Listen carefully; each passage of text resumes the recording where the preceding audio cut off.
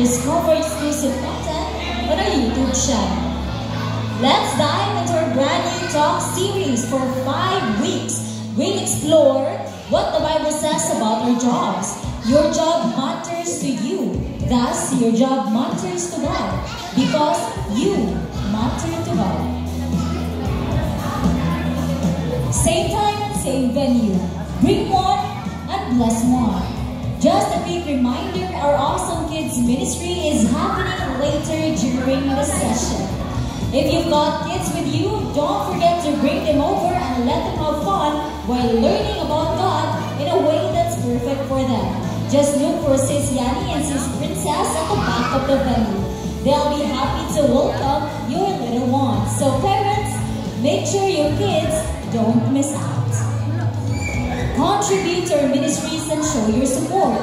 You can send your tithes and love offerings online through various methods. For GCash, simply scan the QR code displayed on the screen or take a photo of it. For deposits and online transfers, kindly refer to our RCBC account details provided. Every donation, big or small, plays a vital role in spreading God's light and empowering our ministries. May the Lord continue to shower you with blessings, enabling you to bless others abundantly. And may we see the hands of our first-timers? Let us give them a welcome applause. We are so thrilled to have you with us today, and as a token of appreciation, please claim your special gift at the lobby after the service and no process beyond. We're so excited to journey in faith together. Future activities and other announcements will be presented later during the feast. And now, let us all stand up as we feast worship. Good evening, brothers and sisters. Welcome to the happiest place on earth. Inay mong katupad, you are amazing. You are amazing. O sa mga nagkaon pa sa likod, aling naman sa front. Let's go and worship the Lord today. Joyful ba ang inyong experience the past week? Yes. So let us reciprocate that to God tonight. Because according to Psalms 100, verse 1 to 2, sing for joy to the Lord, all the earth. Worship Him with gladness and come before Him with joyful songs. So let us not hold back. Let us give our praise to God, because when we praise our Lord Jesus Christ, His presence becomes like a thunder, a very powerful, unstoppable, and life-changing. Amen? Amen. So let's give everything we've got to God tonight as we pray in the name of the Father, of the Son, and the Holy Spirit. Amen. Come on, let's give our best to God tonight.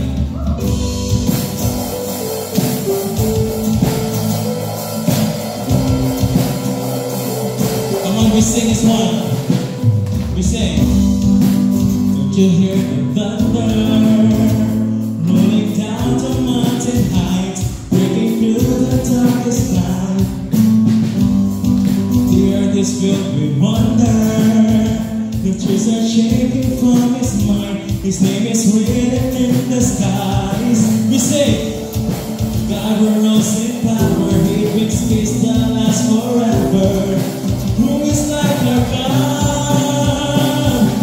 All of heaven echoes with delight, raining down with all His strength and light. The earth is His and all His people cry. We say, who is like our God?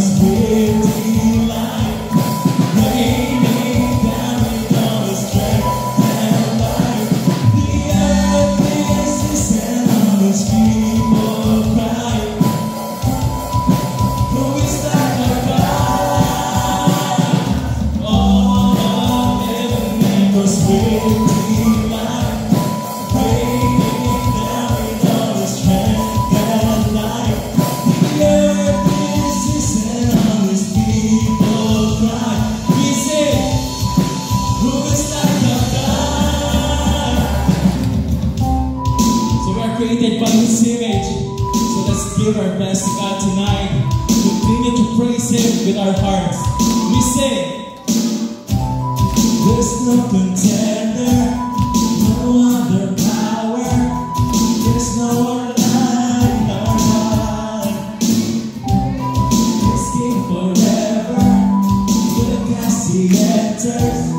There's no one like our God. We sing together, come on.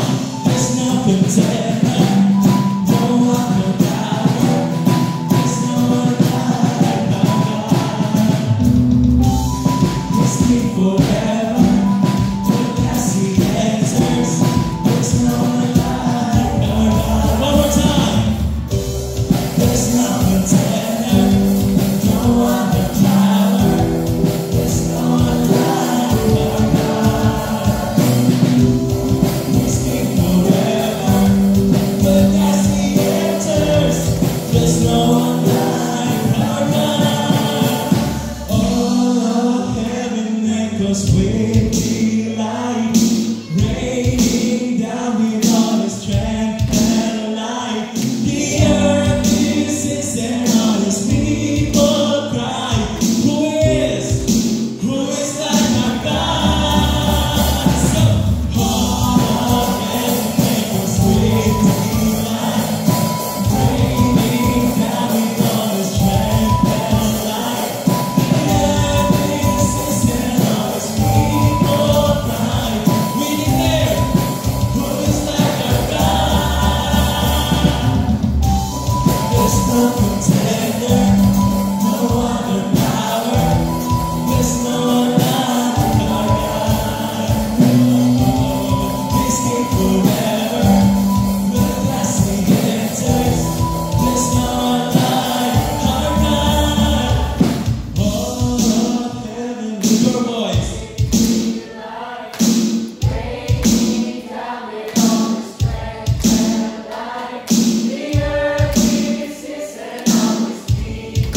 Come on, we sing. Who is like our God? Praise the Lord. Give Him glory and praise. Thank you, Jesus. Hallelujah, hallelujah. Right now, brothers and sisters, as we all unite here in this room, because tonight will be the time for us to open our hearts and be in the presence of our God. And as we sing this worship, brothers and sisters, let us put all the troubles in our mind, the problems, and the challenges that we're facing right now in the hands of our God. As we sing.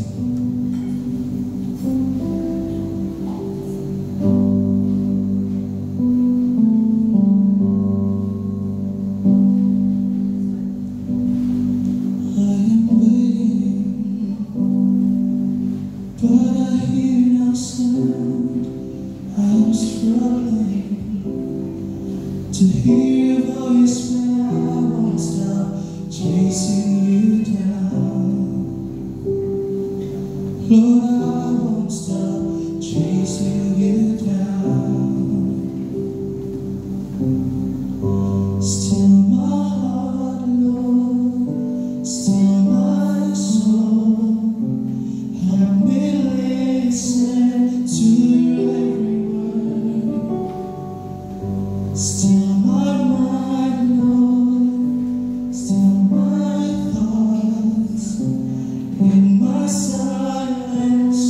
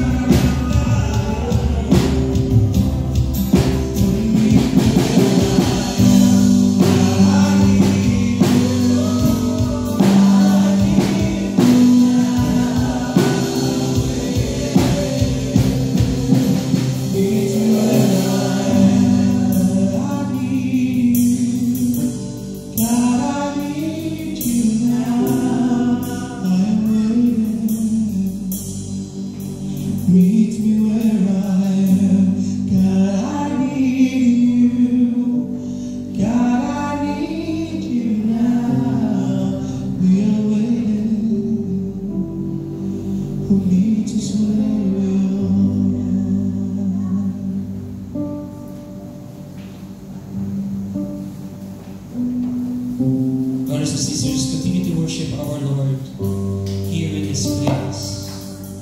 Father in heaven, thank you for giving us that rest. Thank you for calling us out of the noise, of the rush, of the weight of the week, into your quiet and healing presence. And so today, Lord, we lay down our burdens. We release the things that we cannot control, and we choose to trust you.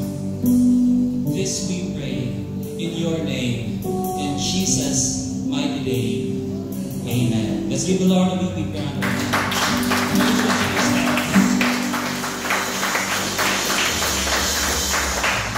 Sa mga ang super busy kayo ang week, taas ang kamot, no? Mawala na yung time mo kaon. I know this week, no, we have been heavy.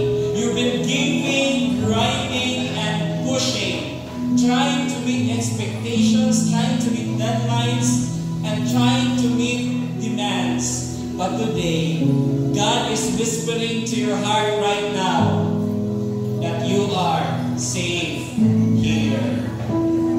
Amen? Please tell the person beside you, tell that person, Ignacia, you are safe here. You are safe here. You are safe here.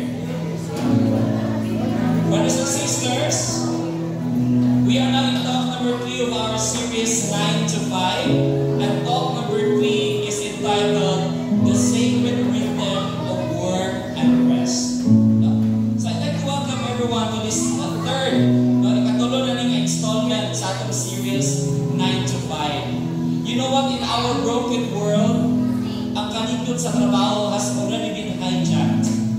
This has already been corrupted. No?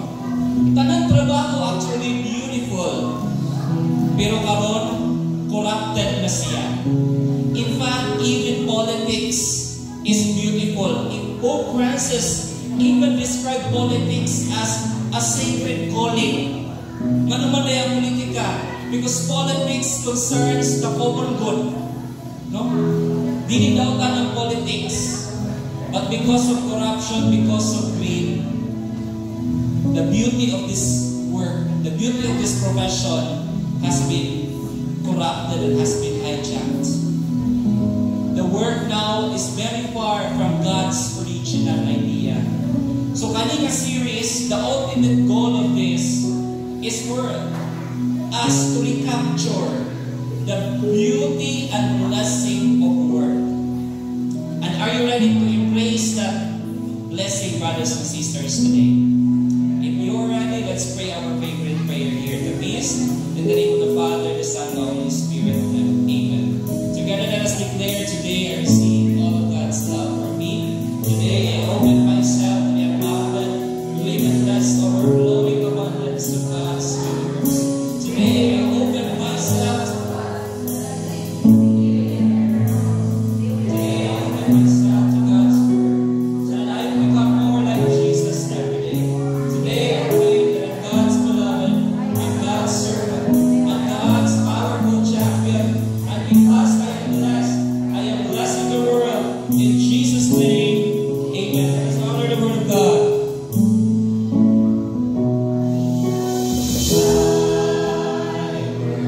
It's the lamp unto my feet and the light unto my path. So brothers and sisters, in the past 2 talks, we learned this shocking truth that secular work can be sacred. Everybody say, secular work can be sacred. No matter how ordinary your work is, no, whether you are selling, whether you are teaching, you're nursing your kids, I do not know sa inyong trabaho, but no matter how ordinary that work is, no, God wants to work beside you. Imagine in yung work, I don't know sa nga trabaho, every time maghimo mo sa yung trabaho, God is there beside you. Gusto na ni God. God wants to work with you. Kamo duha together. Because He wants you to replant the Garden of Eden dinhi sa kalibutan. How? Pinaagi sa inyong trabaho. Di ba? Last, itong sa first na ito na installment, kung saan gingon sa inyo ha, unsa inyong garden. Your garden is your work. No? And you will serve God, you will replant the Garden of Eden dinha sa inyong trabaho. And so today's thought, we will learn an equally important truth by itself. Work is not enough. No? We have to walk with God. Kung mag-walk ta, pinakatilang atong gamiton. We need to have duha katiil. Okay? Dili lang isa. Duha katiil para ta makalakaw. And to walk with God, we need to have the right foot, no? The right foot of work. So ang atong right foot, mo trabaho ta. And the left foot of trust. Everybody say right foot of work. Right foot of work. And left foot of trust. Okay? So di lang work lang ta permitting. No? We also have to trust God, to rest. Okay? So kinahanglan nato mo galing rhythm, no? It's both work and rest. Okay? Imagine yourself, sige ka sa mga servants, serve lang ka. Okay? Wala kayo rest. Dili ni mo i-honor ang Sabbath. What will happen to you? Burn out. Kung trabaho na po ka, trabaho, dili ka mag-spend time for rest, dili ka magbakasyon, ang resulta, burn out, maapektuhan ang imong productivity sa work. No? Kung sudyante po ka, sikang tuon, no? Dili ka mag-rest, di ba? Ang akong style para mas effective ang imong learning, no? 20 minutes nga basa, tapos 2 ka oras na tulog. Nang ana ba mo magtuon? Di mo kinapwede nga tuon ra ka. No, because if look namatay, wala na mo sulod sa imong utok. So you have to balance work and rest. And friends, today God is inviting us to enter into this holy rhythm of work and rest. Because without rest, even godly work, bisa kung saan ka-Diyos no ng imong trabaho, will damage you. Can you put your hands upon your heart, close your eyes, bow down your heads, and pray this prayer with me? Father, thank you for the gift of work and for reminding us today that rest is holy too. We surrender our tired minds, our weary bodies, and our overworked hearts into your loving presence. This we pray in Jesus' name. Amen. Let us honor the word of God. Thy word is the lamp unto my feet and the light unto my path. Let's give the Lord a big round of applause. Praise His name. Praise you, Jesus. As you sit down, just tell the person beside you, God will speak to you today. For the awesome kids, you may now proceed sa atong chapel sa Ubos para sa separate ninyong session sa Awesome Kids Ministry. Okay, you may now go to Ate Yani para sa Awesome Kids. Okay, go to Ate Yani. Si Theo, go Theo. Assist naman ko, Mami.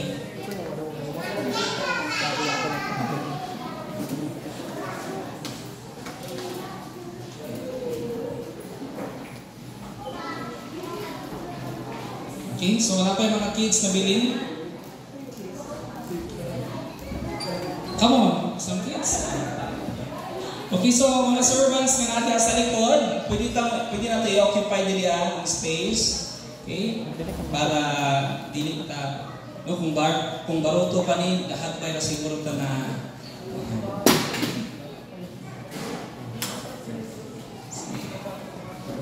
okay?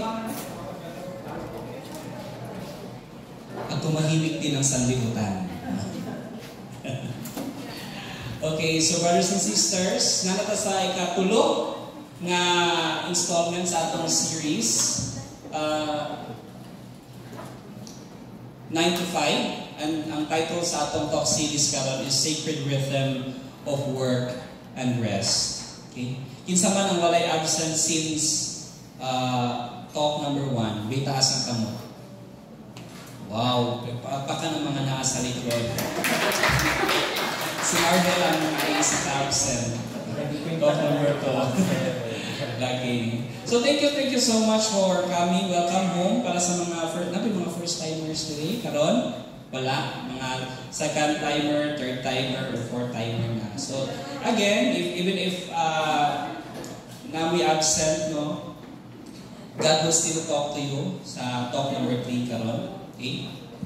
So again, the sacred rhythm of work and rest. Gusto na ko i-emphasize ang importansya po sa rest. Kaya sa gingon ako ganina, kulang lang ang work. Kinahanglan po ta og rest to balance everything. And before we go further sa ato ang talk, I just want to share a very meaningful experience na nahitabo sa akong life. When I was in elementary, nag-eskwela ko sa PNU, sa Center for Teaching and Learning. I don't know if very familiar sa PNU. At ito kong nag-elementary sa lab school. Uso sa mo every foundation day, mag-field demonstration. Okay? So kada to, since grade 1 po hangtod na grade 6, naagyo may mga field demonstration. Lahi-lahi ang choreography. No? Dili na ako ma-remember when I was in grade 3, ang among prop sa among field demonstration is kalo nga buli. Isa naman dili nakakita kalo nga buli. Dili bully nga tao, kalo nga buli. Okay? Di ba muna ang suoton sa mga farmers? Ito na ko nakakita pa mo anak nga kalo, buli. Muna nga ang props, amo nang ginapintalan o black ato na time para mahimo na siya props sa among field demonstration. Every Wednesday, walay klase ang school. So, gina-utilize na mo ang Wednesday para sa amo ang practices. So, practice me every Wednesday. After sa among mga practice, natin time, after sa among practice, so dali-dali na niyo muli, kaya dugay minahuman. So, kasakay ko bachelor from Prospect sa Baba, paingon sa Awa, and that is a 15 minutes nga ride. So, uban ako mga classmate, pagsakay sa bachelor, no? So, karon when namin sa bus, tabi ni, istorya tabi. So, para walay sa gabal, ang bully nga kalo akong isuot sa akong ulo. No? So, storya mi. So, nasa bus, isuot ko sa akong bully nga kalo. So, wala ko kabantay. Nilampas na ko sa among balay. So, nagdali-dali ko yung sa driver nga, driver, dito ako! No? So, nalapas ko, hunong. So, ninaog ko sa, dali-dali ko naog sa bachelor. So, kung pag naog ako sa bachelor, na-remember na ko, hala, ang akong kalo nga, huli. So, padagan ng bachelor, akong gigukod, driver, ayaw sa! No? Nihunong ang bus, o nisaka ko sa bachelor, akong ginanong ng doktor. Ang akong kalo, nagudin. O sabihan ang mga pasahero, ning tudlo dahil sa akong ulo, naakas imong ulo. Og nawawan ko. Dali-dali na po ko sa og naog. No? You know what, brothers and sisters, ingon ana ang situation siguro sa atong kinabuhi karon. Di ba? This is the picture of our extremely busy life. Tungod sa atong kabisi, tungod sa atong sigig dali-dali, nalimtangan nato ang mga importante ng mga things, which is naara sa ato ang kaugalingon. No? Little by little, we do a little bit of more. No? Kailangan, trabaho pa ta, kayod pa ta, kayod pa ta dito. No? And one day, we wake up and realize we're always in a hurry. No? We try to be more efficient.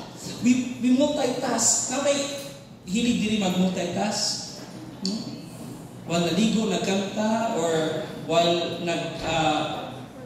nagtrabaho, nagtanaw ng YouTube, di ba? We want to multitask because for us, kinahanglan sulito na to ang time para mas efficient ta sa ato ang trabaho. Okay? And that's the reason why every single day we feel rushed, anxious, and overwhelmed sa ato ang kinabuhi.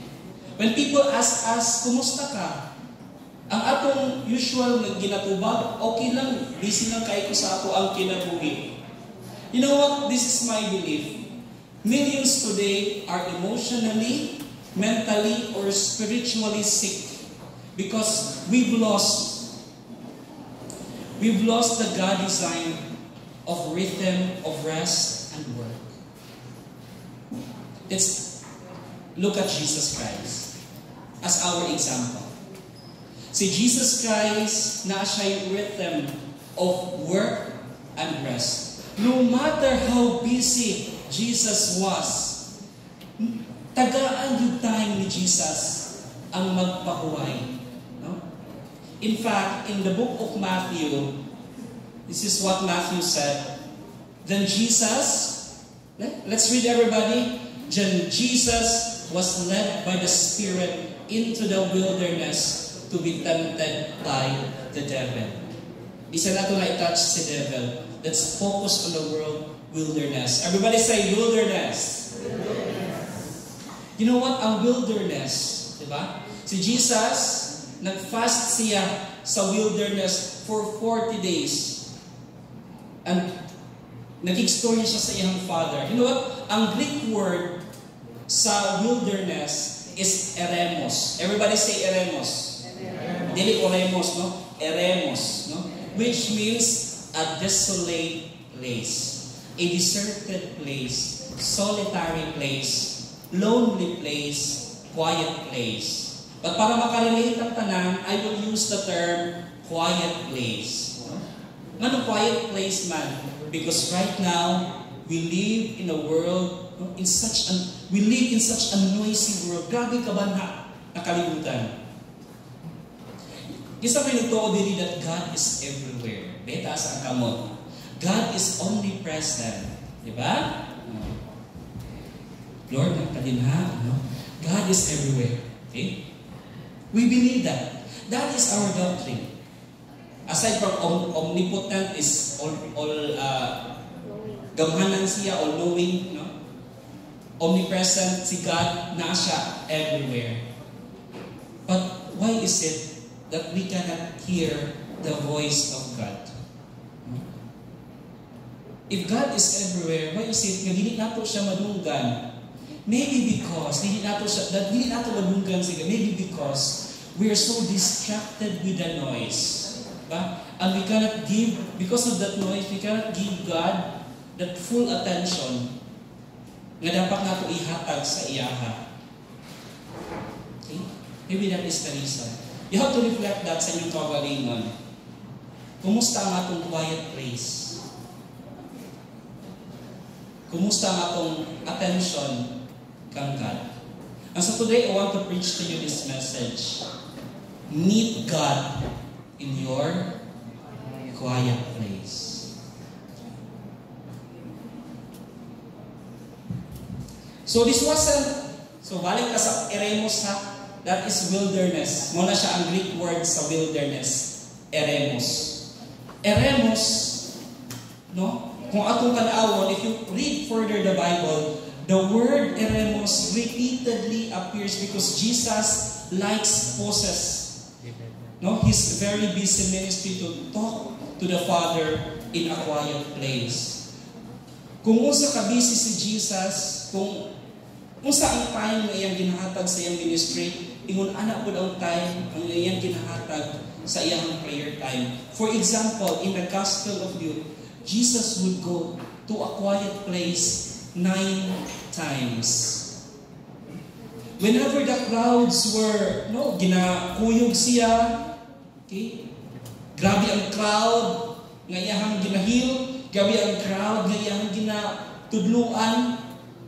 Si Jesus, after anang iyang ministry, muadto dito sa iyang quiet place, dili para mag-Netflix, dili para mag-inom og beer, or mga liquor, okay? Dili para mag-happy-happy, but para mag-pray. Mo po niya ang gingon ni St. Luke. Luke says, Jesus often withdrew to lonely places and pray. After niya mag-work, no? After niya mag-serve sa iyang ministry. Si Jesus is the Son of God. Son of God na gani, di ba? Sa atong gospel, very timely, that John 3:16, for God so loved the world that He sent His only begotten Son. Si Jesus is already the Son of God, pero nagkinahanglan siya o quiet place. How can we even think, no? We can live without that quiet place atong kinabuhi. Si Jesus gani mo to sa quiet place, samot na kita. No? Ng mga sinners ang dako. Okay? So we need that quiet place. In fact, one day His disciples, dead, tired, gikapoy ang iyang mga apostles. They were ministering to too many people. Diba? Unsa mag-iingon ni Jesus sa ilaha? Jesus didn't tell them, uy, pag-away sa ulito, pag tanaw mo Netflix, pag inom mo beer, wala siya ningon naging ana. In fact, Jesus told them, come with me by yourselves to a quiet place. So again, balik po ng Eremos and get some rest.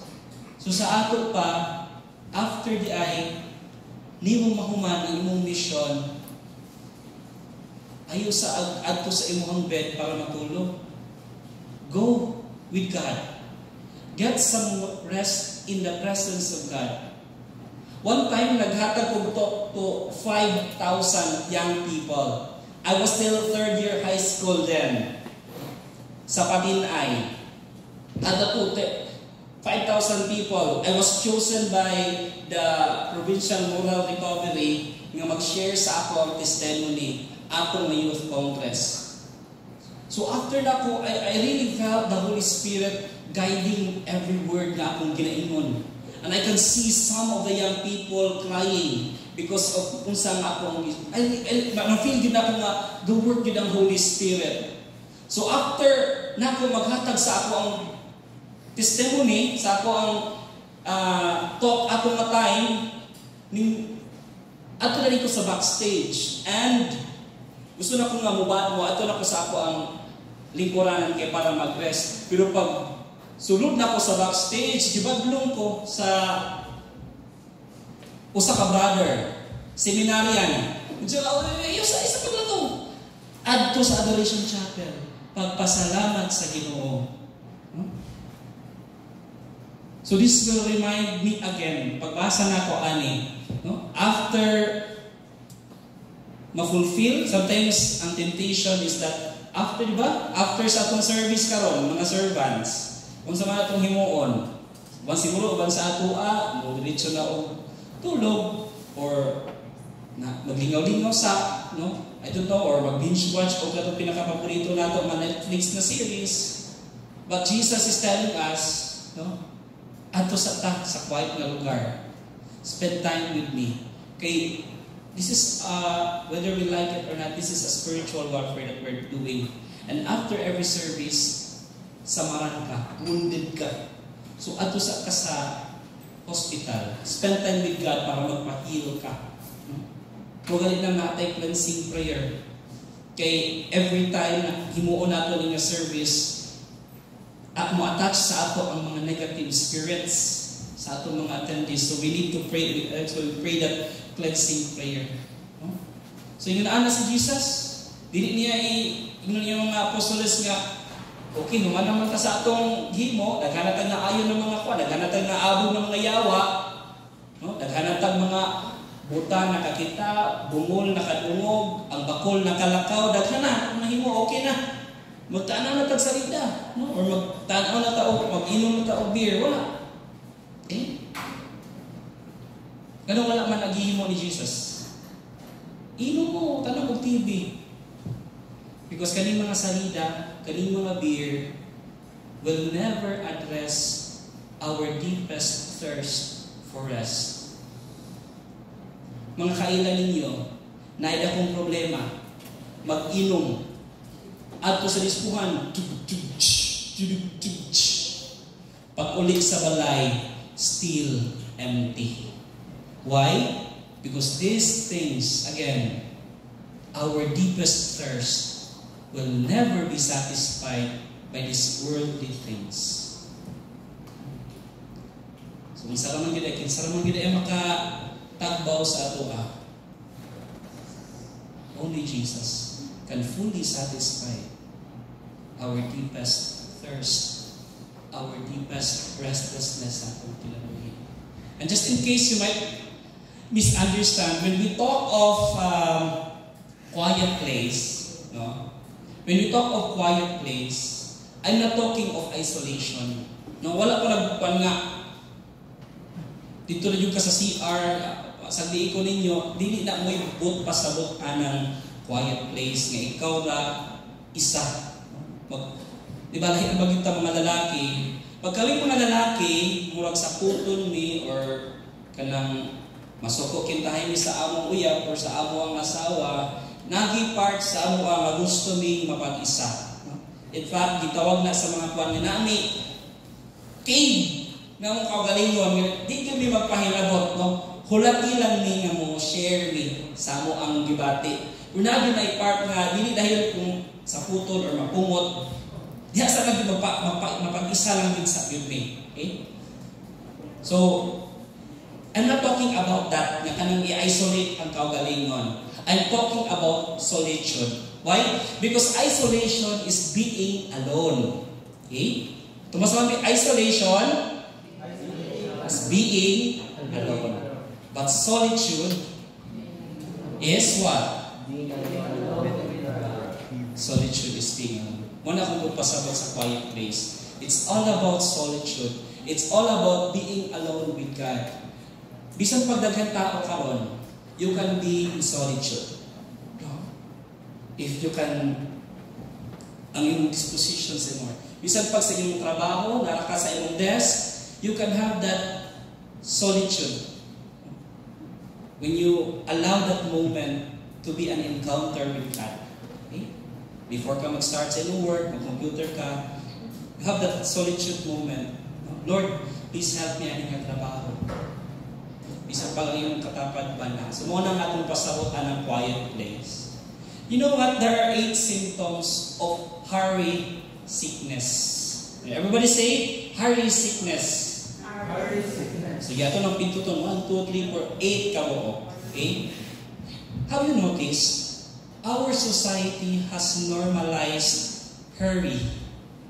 Diba?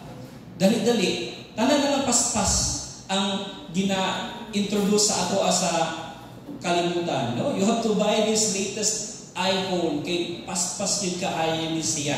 No? In fact, sa pagkaon, daghan na kayo tag fast food. Ganun na sila. Eh, paano mapapaspas ang kinabuhi na to? No? Sa una, magluto kag noodles, kinahanglan yun ka na magmasa pa kaupuan, no? Tapos imo pa ng sahugan, taas pa na proseso. Pero karon ang cup noodles, no? At tulad ka sa 7-Eleven, bukag tubig ngayon init, di ba? After 3 minutes, nakay cup noodles. Nakay noodles. Diba? Ningon si Pedro Kamuan, cup noodles ka ba? Tubagpot si Juan, bakit? No? Kasi gusto kasi kita buhusan ng kumukulong tubig. No? We have normalized hurry in our society. If you're not in a hurry, kung dili po ka magpaspas, magyaya na po ka. Yaya ang i-term sa imo ha. Yaya ka na imong agi. Diba? Di ka ganag yaya ang agi. Muna, ikaw po, mag-adjust po ka, magdali-dali ka. No? Kung dili po ka in a hurry, you will be considered as a loser. But you know what? The more I read the Bible, the more I realized that if hurry is the default setting of your life, it might be a disease wreaking havoc in your life. Here are 8 signs that you are afflicted with this hurry sickness. Number 1, irritability and hypersensitivity. Isa man din ang grabe ka-sensitive nga tao. Gamay lang alihok hiubos mo dayan siya. Okay? Or sa punto na dayon siya, kung ingon anak ka, you have a hurry sickness. Kadupa, workaholism. Sige na lang trabaho, bisang Domingo trabaho. You don't know when to stop working. Sa malain, katulo, restlessness. Nahamta na kay rest, itay, ugma lagi yung rest. No? Sunday. Bisan pag rest day ni mo ang Sunday, mura lagi hapon kag wala nag-rest. Kaya bisan pag tuwa ka dito sa Kagwait Beach, ang imong huna-huna, trabaho. No? That is restlessness, brothers and sisters. When you have time to stop working, you cannot relax. Kaya ang imong mind, tuwa lagi hapon sa trabaho. That's restlessness. You have that kind of sickness. Kaupat, emotional numbness. You cannot feel other people's pain. What else? Escapist behavior. Nano mo aning escapist behavior? Na kay problema karon and you don't want to confront that problem. So sa imong himuon, you resort to overeating. Okay? Isa man diri pag ma-stress, instead i-deal ang stress, dito nila ipahungaw sa kaon. Labi kaon, chichirya, no? Or mga pansit canton, kini nga nana. Okay? Or binge watching. Okay? Yung anak ba mo? Or napay mas worse? Gatanaw ka pornography. Okay? That is escapist behavior. Kung nakakaanak na behavior, nakakaanak na sickness, hurry sickness. Isolation. No? Isolation from others, isolation from God, isolation from yourself. You have that? Nakakaanak na sakit. Okay? Next, disconnect from your calling and identity and lack of healthy habits such as sleep, nutritious food, and exercise. If you have these characteristics or symptoms, naakay hurry sickness sa imuhang life. You know what? Ang COVID virus killed millions of people. Pero kaning early sickness, ga-inflict siya sa billions of people. Okay? Siguro majority sa ato, naataan na sickness. Kaning early sickness. And what does this sickness kill? Okay? We have to face it. Kitang tanan busy. Kaya kinahanglan magipudta mo trabaho. Busy ta, kaya kinahanglan ta mo trabaho. Because we have bills to pay. No? Ako, pag ninyo na ako, dito na ako na-realize, no? Nga, daghan mong gidi ay gastuhan. Ang pagsugod na kong rent o balay, kinahanglan ko mo gasto sa rent, nya, kurinti, tubig, kinahanglan ko mo bayad, anak, no? Tapos, kung nagkasakinan ka, syempre, car loan man na siya, so, nanapoy another nga gasto. So, grabe ka gasto. So, di kinahanglan nga mo undang ka, kaya sa yung pagbayad na nito na. So, go work yun ka. Nag-imply parts sa mo hanggang busy ka. Aga na busy yun ka ayo ka. No? Tapos, puhon, akong asawa, mga anak na, anak po yung bata nga, di manon. Magluto, maghugas sa mga kinanaan, no? Manglaba. Tanan, daghan na tayo ka kinahanglan himuon. Okay? Sa ato ang kinabuhi. But in the end, brothers and sisters, no? Grabe kita ka-busy. Tungod sa ka-busy, masubra na pag kaayo, we don't have time anymore to the most important things sa ato ang kinabuhi. We don't have time for relaxing with meals with our family. Kinsa man dinhi nga kung tingkaon dito sa cellphone nakatutok. Ba? Before mo ka picturean sa okay? Kaya i-post sa Facebook, i-my day, or i-post sa Instagram. Okay? Or we don't have time anymore for deep conversations with friends. When was the last time that na-kay deep conversations sa imong family members or sa imong friends? Kana wala din bitay distractions. Kana aside sa cellphone, kana Di na niyo, mahibadaan ninyo mag-deep na kaayo ang conversations. Pag di na ninyo mamalayan ang time. No? Ana, deep na gid kaya ang conversation. Kung sige kung tanaw sa imong phone, ay gano'n distracted kayo ng conversation. We don't have time anymore for relaxing moments with God. Okay? So, ano ang mga bigger. Okay? Or we don't have time for relaxing moments with God. Kumusta ang atong prayer life, brothers and sisters? Ano lang? How's our prayer life? Pray pa ba ta? Pagmata sa bunta? Or diretso na lang sa cellphone? Okay? Or before ta matulog, pray pa ba ta? Okay? Mayroon daw sila nga dili man mag-matter ang quantity of time. Kaya mag-matter is quality of time. But ingon si John Maxwell, that is very, very wrong. Okay? In order for you to create quality time, you need quantity of time. Okay? Na kinahanglan mo i-spend. So mo na mga importante for us sa mga pamilya diri if you want to have quality time with your family, you need to invest quantity of time in order to create that quality of time. Muna nga, kinahanglan yun, spend more time yun ka para makakreate yun ka ng quality of time sa inyong family. Okay? Muna nga, these are the scenarios, very common sa ato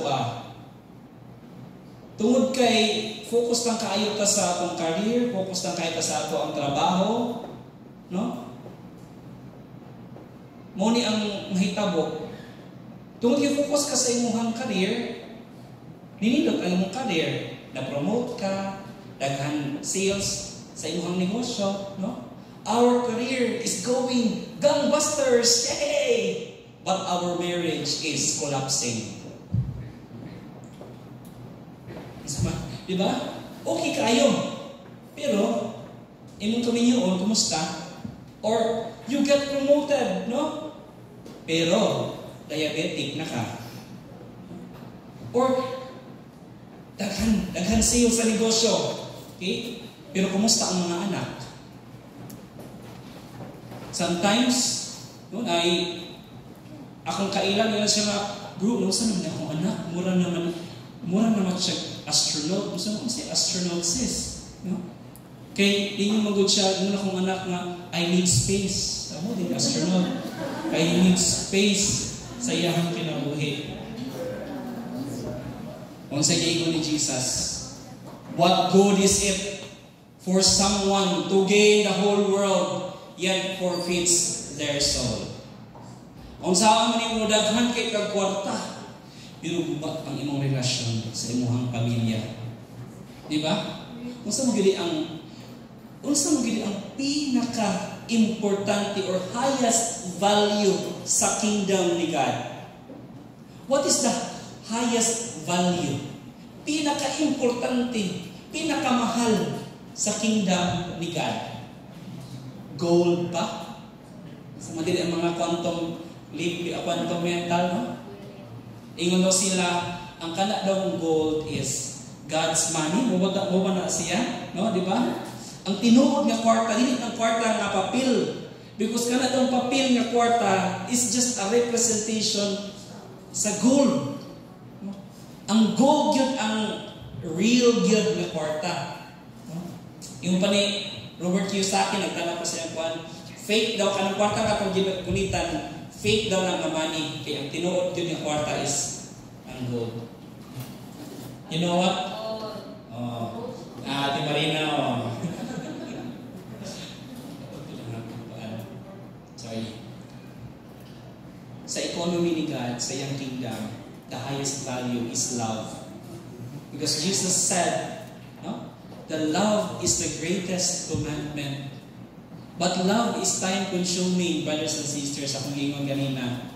Kung gusto ka nung create again of quality time, quality moments for your family, you need quantity of time to create that. Munang spend more time sa inyong family.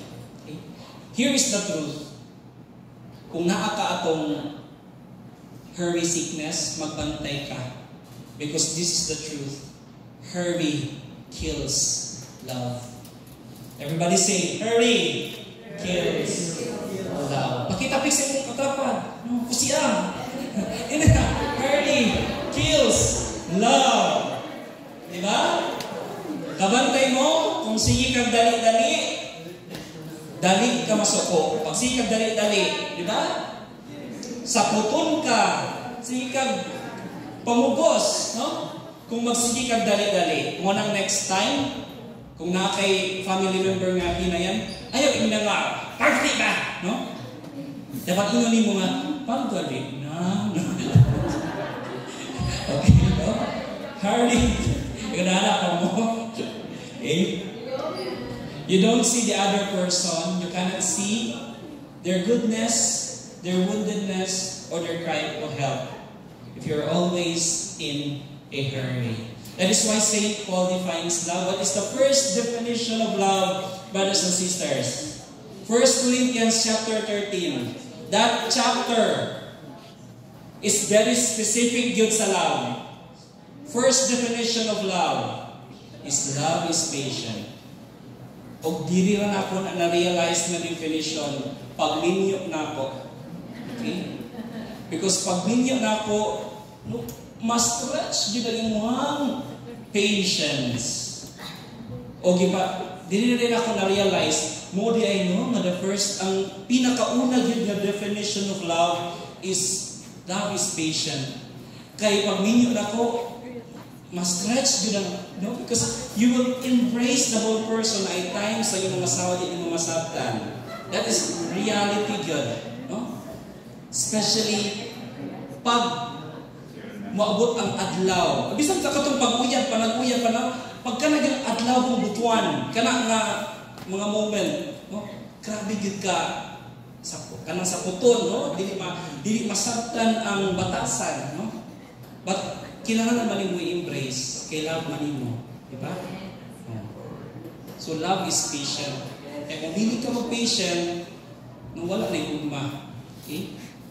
So that's what St. Paul said. So I love this quote from John Mark Comer. You walk with God, not run with God. God walks slowly because He is love. You know what? Kisa man din ang naay batasan nga gusto na yun nimo, kung pwede pa lang pagkaugma mawala na ning dautan nga batasan. No? If you are struggling right now with a certain vice, no? Sa iyong tanaw porn, hindi mo maundangan. No? Here's the good news. God walks slowly. Si God is patient. Dili mo expect si God kapag mawala. The fact na naningkamot ka nga maulian anak na vice, okay na nagsaya. Because God walks slowly because He is love. Sa hinay-hinay, God will transform you. Have you ever wondered, where does this hurry come from? Asa manigikan ni atong sikilog? Dali-dali. There are 4 causes yung sige dali-dali sa atong kinabuhi. Number 1 is this. You are a people pleaser. Napadiri ang people pleaser. Pagkitaasan ka mo sa people pleaser, kaya atong awardan. Tiliya sa tamo. We do too many things because we say yes to everyone. Oh, yes, maging ka. Baka tali, yes. Sige, yes, maging sa tanan. Kasi na mo yes sa tanan, na-know na ka sa mga pinaka-importante, mga non-negotiable things in life. Kay yes sa naimong tanan. For some people, pleaser, they want to maintain their image of being a nice person. That is why mahadlok sila mo reject, kay basi kung ilang i-reject, dili naliganahan sa ako. No? Ingon anak pa ka, people pleaser pa ka. That is why you're always in a hurry. In the process, these people, they scatter their energies doing stuff they're not supposed to do and not doing the things God wants them to do. Deep down, people-pleasing people is not loving. No? People-pleasing is not love, actually, but a cocktail of low self-worth, hidden pride, and selfishness. Ask yourself this question. Am I trying to do good or to make myself look good? Okay? Lagi na, trying to do good, naningkamot ka nga mahimong buutan, or you just make myself look good. Immoral image sa imong ginaprotektahan. Second is this inflated ego. Okay? Many times, brothers and sisters, we're pathologically busy because we want to be in full control. Everybody say full control. Gusto na ito, kontrolado na ito ang kanan. No? We believe that things will fall apart. No? Okay, dili mo successful if you are not part of it. No? Ingon ana ba ang inyong batasan? Sometimes our favorite script to ourselves is, if I won't do it, who will?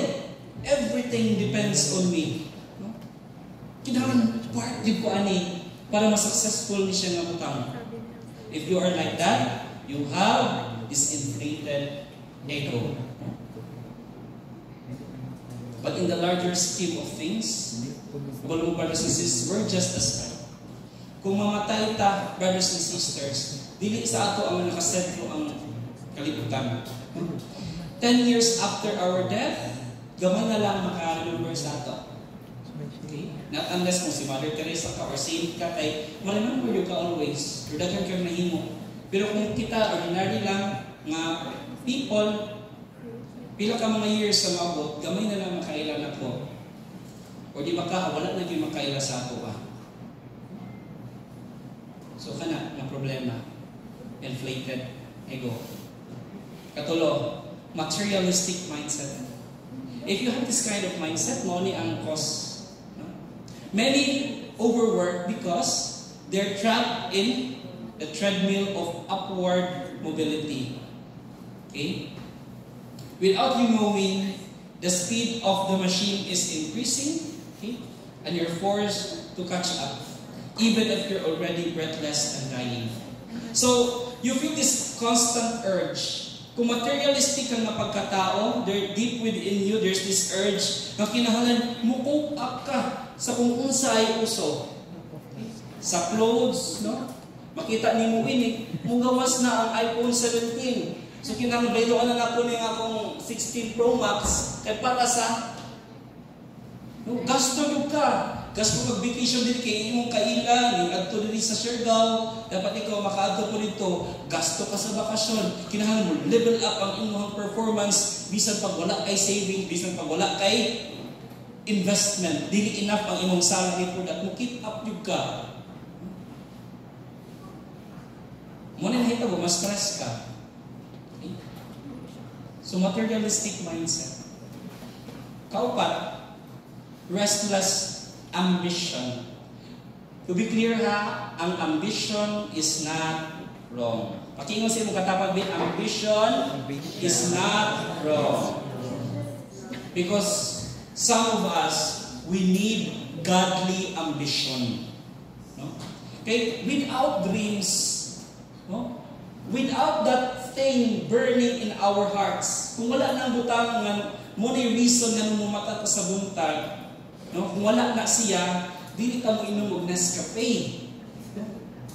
Para kanino ka bumabangon, wala tayo na ano man, wala so may purpose na kung anong matataw sa iyo, di ba? Kung wala tayo dream sa ato ang kinabuhi. Okay? So we need the dream sa atong kinabuhi para alive ta, no? Umata sa buntag. You know what? Self-ambition will destroy us. I met people, no, nga they're still trying to prove something sa ilang mga ginikanan. Because of that inner wound sa ilahang kinabuhi. They push themselves restlessly until they tell themselves, no? Or they tell their ginikanan nila, no? Ma'am, mo na ako naabot. Will you be proud of me? Especially sa mga ginikanan, dili proud silang anak, and that circumstances created a wound. So they have to do their best para ma-proud ang mga ginikanan nila. No? But sadly, this will never satisfy them. Soon it will become all empty unless we surrender our ambitions and embrace God's ambition for our lives. So what would we do to recapture God's vision para sa atong kinabuhi? There are 3 practical steps para ma-capture nato ang vision ni God for our lives. So when we say recreate the rhythm of work and rest in your schedule, many people would say na wala naman yung time. I lack the time. Kinsa man dili ang ka-experience o kulang na lang yung perminti ang time. Itaas ang kamo. Marhel? Haba? Sige. Tagaan ka mo relo or wala sana. I answer this. Every time may mga tao bitaw yung mga wala mong quick time, anak. No? Ato tayo dito sa kuan. Kanang pro-life. Quick time, anak. Or ato sa peace. Quick time, anak. You know what? I tell that person, parehas sa natin 24 hours a day. You have the time, no? For what you choose to have time for. Naakay time para sa mga butang na imong tagaan of time. Kung priority na imong nga butang, ayun kay time for that. But because dili imo priority, di mo tagaan of time. Actually, the problem is not busyness. Brothers and sisters, it's being busy with the wrong things. Daghan ditag time actually. Pero nahurot na ang atong time sa atong pag-scroll sa Facebook, nga wala hinungdan, mga nonsense lang mga kuan. No? Tuwa na dito nahurot. Muna sa mga importante nga mga butang, wala na tayo time. Katuwa naman dito nahurot ang atong time sa mga pagdula nato o mga video games, no? Sa mga gadula din video games. Okay, to be honest ha, walay wrong anang magulag video games. Okay? Dili na dautan. In fact, ang atong millennial na si Saint Carlo Acutis, video game player. Pero limit lang yun ang iyahang pagula. No? So, sa inyo ha, sa mga gadula din, o mga Valorant, mamugin ako perminti ba? Yes. Di wrong na ha, basta balance lang ang ato ang pagula. Okay? Here are 3 huge steps that will change our lives. The first is, you have to clarify your call. Klaro na ba sa inyo kung sa bilang imong himuon sa inyong kinabuhi? Luke chapter 10 verse 41 to 42. You are worried and upset. Jesus told Martha, you are worried and upset about many things, but few things are needed, or indeed only one. What is that one thing God really wants you to do? Gusto mo mahapsay ang inyong simana? Taas ang kabagisa man din ang gusto mahapsay ang ilang simana. Okay. Yun na ninyong buhaton ha. Ilista ninyo ang pinaka-importante nga project or task nga inyong himuon. Like ano nga simana, no? Karon nga simana dapat mahumangkit nako science project. Kanang tinuod yung science project ha. Dili tong gingon ni Father ganina nga ghost project, no? Mga 500 na kanang may project sa science. O nya wala dito project. Diba? Mana ami kanang hinuon nga kuan kanang libro, ang pangalan Facebook like 1,000 billion. Facebook project, no? So, kana, yan napod may kuan, kanang project sa eskwelahan, tawag multiply, math na namo ang kuan. Social media ito. Okay? So, kana, Kung sa man ang pinagbuta, ilista na, din mo na imong unahon o himo. Bahala na ng uban. Okay? Second, calendar your core. Paul says we should be making the best use of our time. So to do that, define your core, kung sa magiging ang pinaka-importante, and mauna ang imong unahon o himo. Okay? Before you fill your calendar with what algorithm of social media, no? Of what the marketing geniuses of entertainment, okay? Kinahanglan, fill your calendar first with what you need.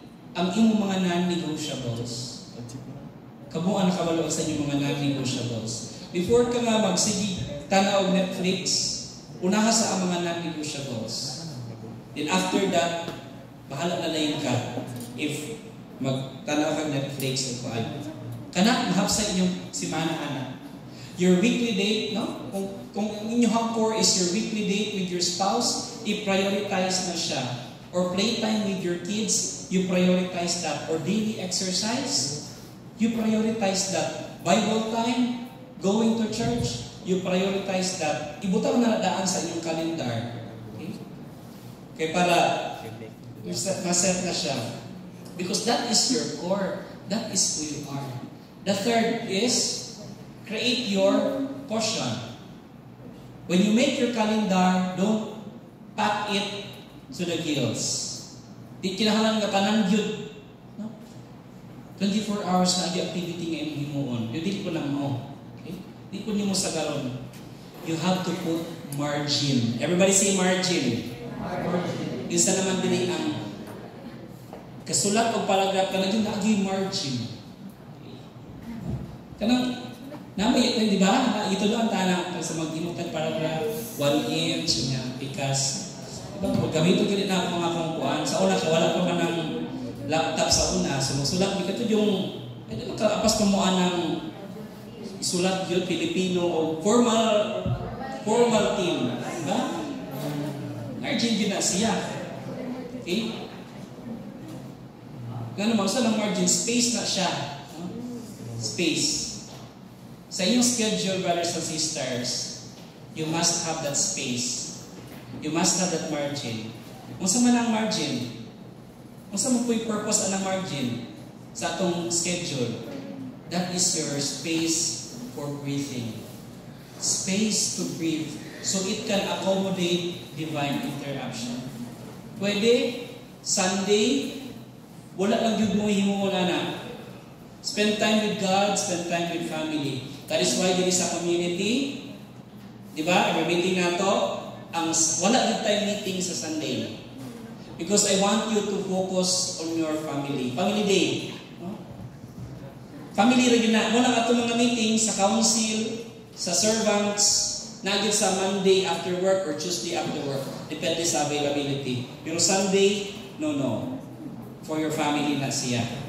That is our margin. That is our space for breathing. Okay? So, kanak brothers and sisters. And what is your most important caution? Kung sa mga itong most important caution, our Sabbath. And what is Sabbath?